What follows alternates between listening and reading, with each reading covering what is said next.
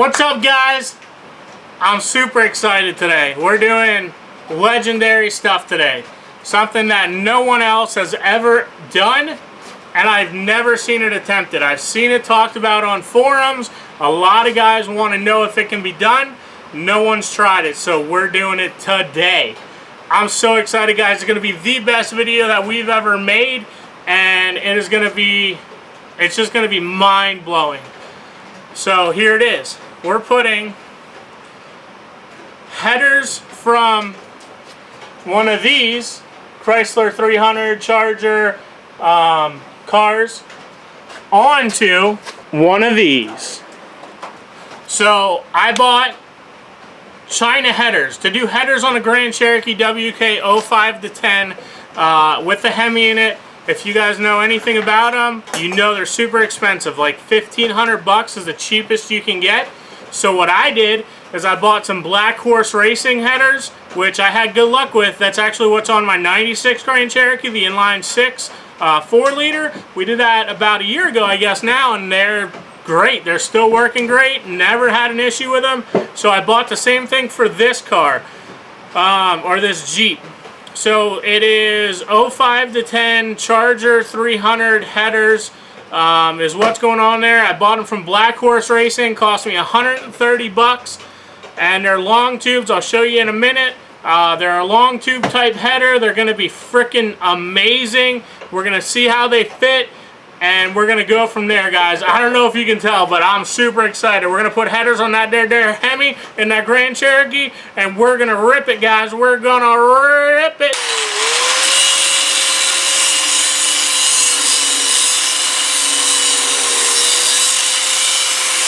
It fits in the vise. Alright, guys, so here is the header. It's a full-length header. As you can see, that's a big guy right there. So this right here, like from like here to here, hits the engine cradle, suspension cradle. Not bad. It just like it doesn't even really touch it, but it's gonna have to move so that I don't have a rattle. And then this one, Wayne is saying he saw this one better than I did. He's saying that this one's the worst one, and it's against the body from like here all the way back to here.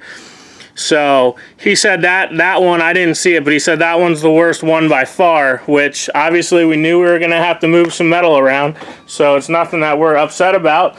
I really don't care, actually. So we're going to get this shindig started, and we might have some problems here as a steering, but we'll catch up with you later and let you know what we did. You can actually get this header in and out with the drive shaft removed, and what else did you remove? That's it, right? I have the front differential out because we're going to be doing an oil pan.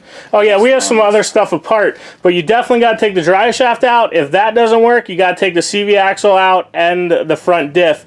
But we're doing an oil pan, blah blah blah. So, but we're gonna get started hitting here, boys. That's nice because it's on a nipple there too. You see that? So maybe it's just this high spot that's the big problem. Yeah, I want to get leveled with this pipe.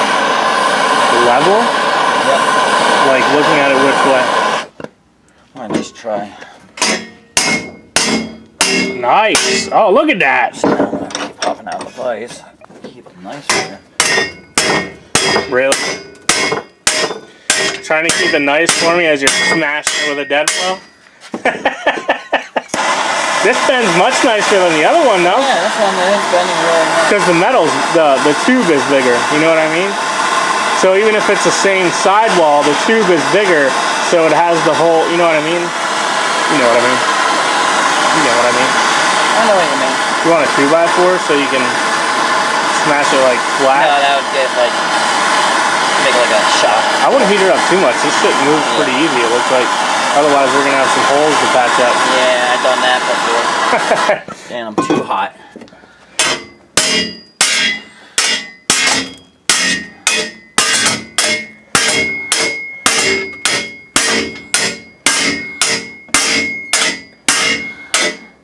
This might be ugly, but it's going to work.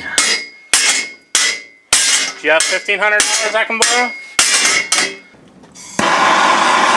It's not like the exhaust manifolds are pretty, right?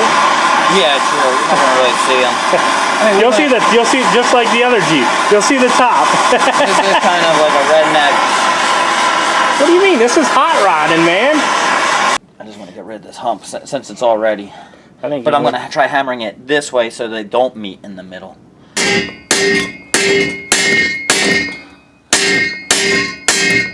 Perfect. Now I'm gonna do the same on. Let me hit it right here. Yep, that's perfect. Alright boys, we're pretty close to getting there. I mean, as you can see, they're pretty bashed up. This is what you're going to get if you want to save money in this particular situation. I'm still fine with it. We're getting close. We're probably a couple test fits away from actually being able to bolt it up and make sure that everything clears.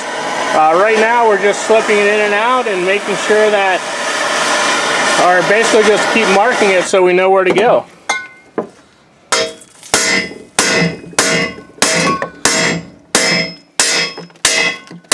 Alright guys, so we're at the point now where this is either going to work or it's going to get scrapped.